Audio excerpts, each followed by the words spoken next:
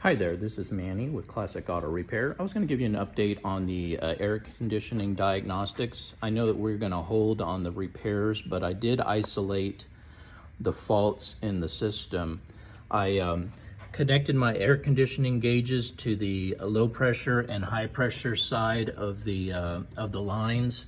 And my gauges, when we started the motor, the compressor would not engage the clutch. This is your clutch right here. And it uses a wire that goes through the pressure sensor and then into the control head inside of the car. It was not engaging, so I didn't get any compression on the compressor because the clutch wasn't engaging. So first thing I did was I overrid the power to the clutch, providing power to it, and it energized the clutch. Then I could read my air conditioning gauges, and it showed 30 pounds on the low side and 200 on the high side, right within the specs. So the Freon is good in the system, the hoses, the lines, there's no leaks on it. It does have Freon in it. The problem is the controller, which controls the flow of heat into the cabin for the heater, which is this device right here, has some wires. It goes into the control head. The pressure switch wires go into the control head for the clutch, and to notify the control head if there's a problem with no Freon in the system. But again, I bypassed it by connecting these two wires and engaging the clutch. So the good news is the compressor, the condenser, the hoses are all in good shape. We don't have any problems there. The issue is this device here, which is called your evaporator case. This is where the blower motor is housed. Inside of here is where the coils are for the Freon that allows the cold air to go through here, as well as the heater core where the hot air is going through. So this basically is your whole climate control system here, and all of these wires that are hanging down because I was running diagnostics on several of these wires. The relay itself was not energizing, so I overrode it, checking some wiring that was connected incorrectly, making this relay engage all the time. It should have been on an ignition switch circuit. Instead, it was on a 12 volt all the time, which fries the relays and causes battery drains on the system. So I connected this correctly, but there's still, I believe, some internal issues on the evaporator case. It has a control, a logic board in it, and they're real susceptible to voltage spikes and incorrect wiring. I checked all the fuses, everything's got power. The problem is the control head will not engage the blower fan, which I directly connected to my probes and was able to engage the blower motor, but it's not controlled by the switch up here.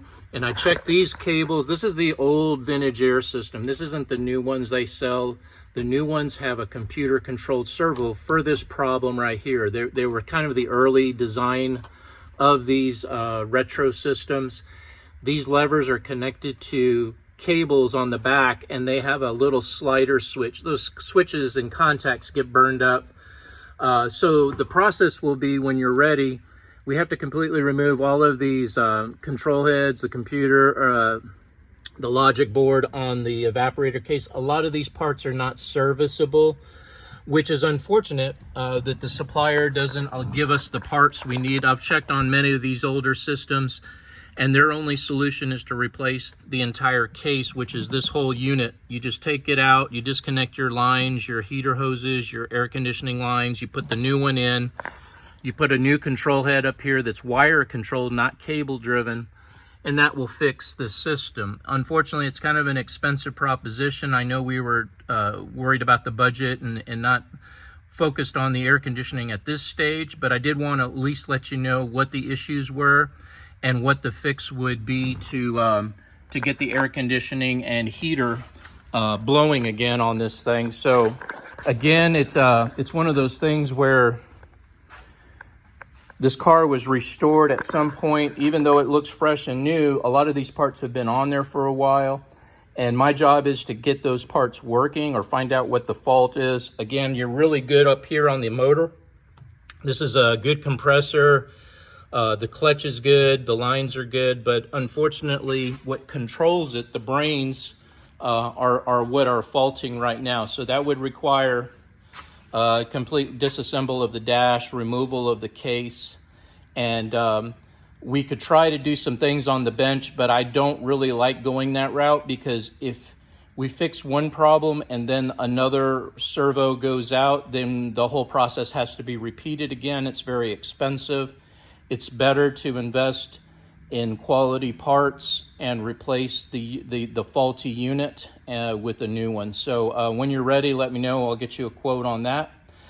In the meantime, I'm going to put all the parts back up in there, strap everything back down the way it was, get all the wiring tightened up, and we'll go from there. The car just came back from the alignment shop. We had the front end aligned, and I did get the report back, which the report shows the car being out of alignment, the front right especially, as you can see the red numbers, and them getting it back into specs so that the car drives down the road as best as it can, as straight as it can, so it doesn't wear the tires out on the car. We had the steering wheel straightened.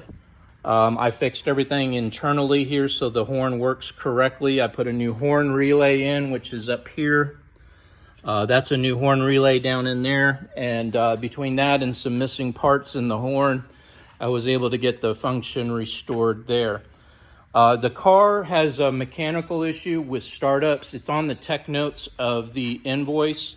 The carburetor is having issues on startup when it sets for when the car is setting for several days. When we had it in here and we didn't run it for a week or two and we went to start it, you have to crank and crank on the starter to get enough fuel through the carburetor, and I believe that's an accelerator pump issue. There's some issues on this carburetor. We do not support this carburetor that's installed on this motor. We do offer improved carburetors. These are the ones that most of our customers go with, the Edelbrocks, and I would get the right one for the CFMs that you have on your motor. Probably a 650 or a 700 to allow enough fuel through it, but at the same time not overloading too much fuel, which is causing the spark plugs to foul on this engine. Again, there's some issues up in here on this carburetor, so one of my recommendations from the tech is to go ahead and swap out the carb, check the fuel pressure, because we are losing fuel pressure on the gauge. It's supposed to be around 6-7 pounds, and it's making a lot of noise that the tech noticed. It's whining a lot in the pickup of the fuel, so there might be a problem there. And in combination of the fuel not getting through the carburetor as well as the supply line, that combination is making it to where you have to crank and crank, pump and pump on the accelerator pedal to get it to fire off, and that's not the best thing. You should be able to go a week or two without it running the car, get in it, step on the accelerator pedal 2 times, and the engine should start within just a few seconds of cranking on the starter. Right now we're running 30 to 60 seconds of crank time of the starter to get the motor to fire up. That's way too long. So a problem does exist there. We can address it on this visit, or something that we can look at on a future visit in combination with other items that you would like to get addressed at that time. Going over the rest of the vehicle, it's in, like I said, sitting in real good shape. We went ahead and replaced the tail lights on it, checked all the electrical, made sure turn signals, everything is working on it. I have done the tune-up and tuned the engine as far as spark plugs, fuel filters, replaced the oil in it. Transmission has been serviced. The radiator was a problem, and we swapped out the radiator, which fixed your cooling issue there. Added new antifreeze in the system, put a new headlight switch knob on it so it doesn't fall off in your hand when you pull the the switch to engage the headlights. That's been fixed. We flushed the brake fluid from the system, put fresh fluid in it. It's got new tires on it now, so we got good tread around the whole car. It's safe to drive on the road. Replaced a shock bushing that was missing. And we installed a new retro stereo, which gets you Bluetooth stereo. And it's all been wired in, so you're looking good there. The Lord judges the earth. Place. Believe me, if I weren't wearing secret, and hot smelling mess. I have instructions on connecting it to the phone on your, and right here it'll show you there's Bluetooth J205 right there that's written down. That's the signal that's going to be broadcast from this radio that you'll connect your phone to, so that you can stream your music through the radio head and through the stereo of the car. So like I said, we're looking pretty good now. We got pretty much everything wrapped up on the list. We're ready to get the car back to you, which we do have some options to have the vehicle delivered. If that's what you want to have done in Garland, I can get a quote from my dispatch. We'll flatbed the vehicle out to you, or if you want to make other arrangements, just let us know, and we'll go from there.